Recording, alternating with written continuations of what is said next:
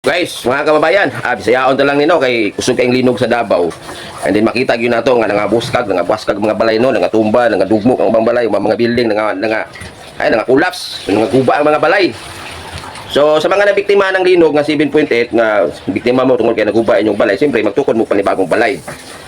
So tagala ta mo og tips guys no, para maiwasan ninyo nga kanang bitong malas-malason ang inyong balay. You know, kanang malas-malason ba tungod kay kung mapapansin nyo na mag-iuban mga kababayan, mga tao ba nga pansin nila sa ilahang panimalay nga dili bitaw sila katigom og kwarta kay maya-maya magkasakit ang ilahang mga naay magkasakit pati sa ilahang panimalay kinsa lang kauban sa ilang panimalay. So mo na inyong iwasan. So tagaanta mo og tips nganong ay paliwanag na ko sa inyo nganong ingunan ang mahitabo nga nakay kwarta halimbawa malapit na imong sweldo. Tapos pag hapit imong sweldo na magsakit sa inyo ha. So ang inyo bitong kwarta igurang wagi sa inyong kamot na ipaingon sa ospital ana pag mga inguna na bitaw kadalasan magud sakit, perminting na magsakit sa imong balay. So unsa may hinungdan na tungod nganong inguna naman ang inyong balay. Kung inguna na ang inyong na-experience sa inyong pamuyo karon sa inyong balay, no, tanawa daw ng inyong mga bintana ug ang inyong mga portahan. No, kung ang inyong portahan likod o una harapan, kung nag-atbang bitaw na sila, dili na siya pwede ka na mag-atbang. O di magtungod ba kanang magtungod o kada kuli ka kanang imong bintana o imong portahan magtungod. So mura sa mga hinungdan nga nganong magsigig ka sakit ang kauban nimo sa imong panimalay. Labi na kanang mga bata o di kaya kanang bintana nag-atbang. So dili na siya pwede. Nganong dili man na siya pwede. No, nganong dili man na siya pwede. Unanin mo ko na siya mga kaigsuunan. Mga kaigsuunan. So kini akong istorya guys. Nara na sa inyo ako mutuo mo. So wala ko nagkwento kung mga relihiyon. Kung sa reliyon mo, di ko mamugos ang mutuo mo, pero nara na sa inyo. Nganong dili man siya pwede nga inguna na mag-atbang ang bintana to bintana, and then pintuan to pintuan, and then pintuan to bintana. Nganong dili man na siya pwede ngunanin mo na siya. Diri sa kalibutan, no?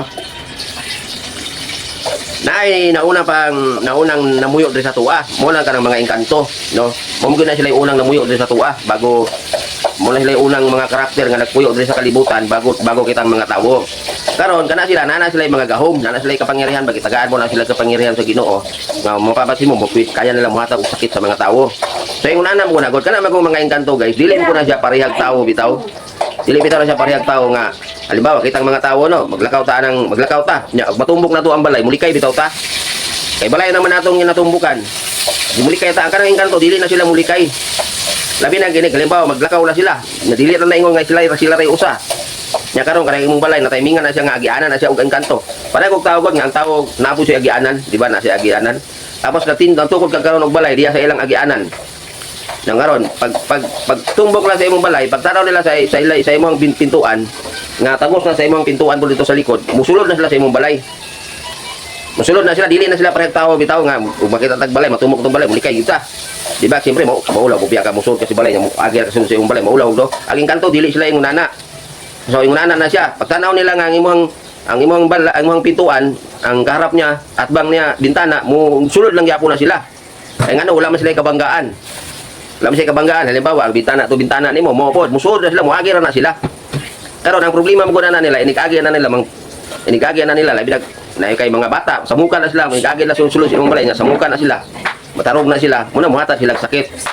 Muna kung mapapansin ninyo ang inyong kauban sa inyong panimalay, perminti na sige nagnay sakit. Pagka-kwarta gagamay na ako'y magsakit, labi na ka ng mga bata. So ang inyong kwarta, paingon na sa ospital. So ang inyong himuon na guys, kung alam mo na parehanin mga nabiktima sa linog, no, kay tukod po inyong balay, iwasan ninyo ngayon na ang estado sa inyong mga balay, bintana to bintana, pintuan to bintana. Dapat dili gina siya pwede nga mag-atbang na sila. Kumbaga nabitaw sa ibangga, halimbawa imong bintan, imong gawang, imong pintuan. Nabitaw sa ibangga, mabangga siya ba, nasa kabanggaan. Ngana na siya para dili na sila mudayon og sulod kay ngano man. Naaman sila kabangga man sila. O ngana na siya. So kani ako payo lang ko ni atis kung sa mga tawo naka-experience yung ani, makatabang sa makatabang ko sa inyo ba nga mo day ngana di ay. So kung imo pong balay nga wala mabungkag sa wala maguba sa linog, na inguna na ang imong balay kung mapapansin nimo, ang may papayo po na ako si Muana, kung ang imong balay, imong pintuan to pintuan, bintana to bintana, and bintana to pintuan magkaharap, imo na isara diha, dapat isara nimo ang usa. Halimbawa, ang imong pintuan, at bang juga ayo sa pintuan pud sa likod, ang imong himuon diha, imo na siyang isara. Isara nimo nang sa likod, o maybe sa harapan, ibalhin nimo ang imong gawang. para dili na nasudlan nimong balay og mga maligno, mga engkanto ana kay mo man na hinungdan nganong ang uban magod ngos lang malas daw kuno, malas. Dili na siya malas. Tungod na sa disenyo sa imong panimalay. Disenyo sa imong pintuan ba, sa mga bintana, mo na siya. So, pero mas maayo jud na kung bago nimo siya utrohon, bago nimo siya usbon, mas maayo na siya imo na siyang padugan. Padugan mo na siya o padugan nimo. So, pwede organic manok nga basta puti nga manok. Isa ka buok manok, puti imo na siyang padugan mo na imong sulod sa imong balay. Pero imo gyapon utrohon ang imong mga bintana o imong mga pintuan, ibalhin nimo siya nga dili siya mag-atbang, nagi siya bangga ba. Na imo na siyang padugan, siyempre magkuanan nimo nagpare, kanang pare nga Katoliko. Kanang pare nga Katoliko mo ikuan ayaw ng mga pastor-pastor kay abi nimo gud sa pag-blessing gud sa balay nana siya mga balasahon nga nana siya mga basahon nga kana siya nga pagampo para ra po na sa blessing sa panimalay o kana siya dara na siya sa mga pare nga mga Katoliko. Kanang ubang mga pastor ba mas lakabaluan na magsiktakar man sila yaw-yaw ko no. Takar na sila yaw-yaw no. So yung nana na siya na karon siyempre magadugo imong balay no kay ay na kwartahan ka baboy pero tibok baboy nga puti mo padugo mo sa imong balay. Pero mas maayo manok na lang. Pwede po pato, itik basta puti siya nga hayop no. Ngayon karon ang inyong himuon kasi magkalat mo yun ng dugo sa imong balay. Ayaw iwasan nimo dili iwasan rin yung manglipyo sulod sa tulo ka adlaw. Hayaan nyo lang ang dugo diya nga inyong matunog-tunuban. Hayaan mo lang siya matuyo yung dugo diya sulod sa imong balay, tulod sa tulo ka adlaw. Dili ka pwede manglimpyo tulo ka adlaw. Pag after og tulo ka adlaw, mga 4 ka adlaw pwede nagatanggalon nimo tong dugo dito nga nauga. So yung nana na siya. So kay lisod mo kunagod, lisod na siya kay sabi nimo na magoy. Naay pamilya nga kanang pamilya na sila, puro na sila nasa sundalo, mga military bitaw ga trabaho. Military sila nagtrabaho ba niya. Dagko sila rangko sa military. Yung mapansin nila nganong ang ilang sweldo mapaingon na sa hospital. Kay ang ihang mga apo, kay ang ihang mga anak nga mga sundalo po nagpuyo ra po sa ihang balay. Dako jud dinho nilang balay. Ang problema silang balay kay naglakos man ang bintan ang pintuan to pintuan.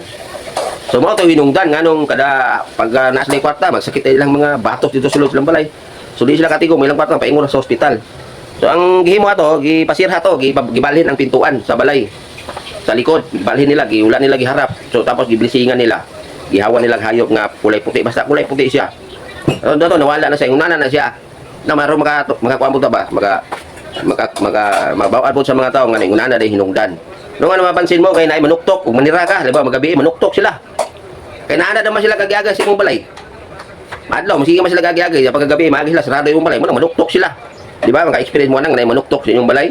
O yung nana na siya, malabi magabi manuktok na sila kaya ngano naglapos mo ng imong pintuan. Naglapos imong pintuan ug imong bintana, o pintuan to bintana, yung nana na siya.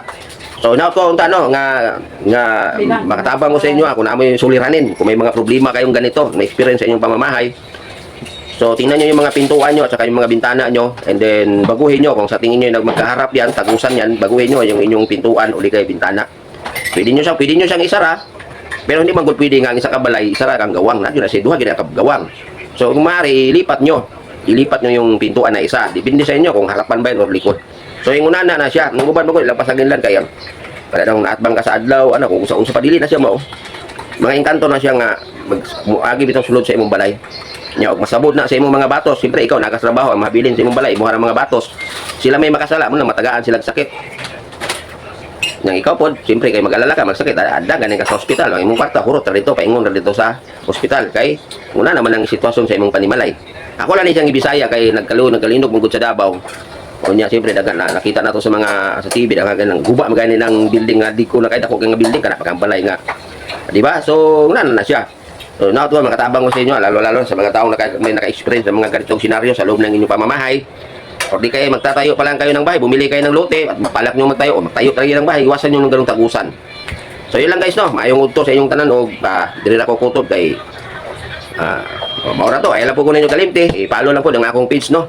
Aron ma-update mo or makadungog mo sa mga maayong buluhaton no sa, di ba? Kung sa, di ba? Maura to siya, o follow sa akong page.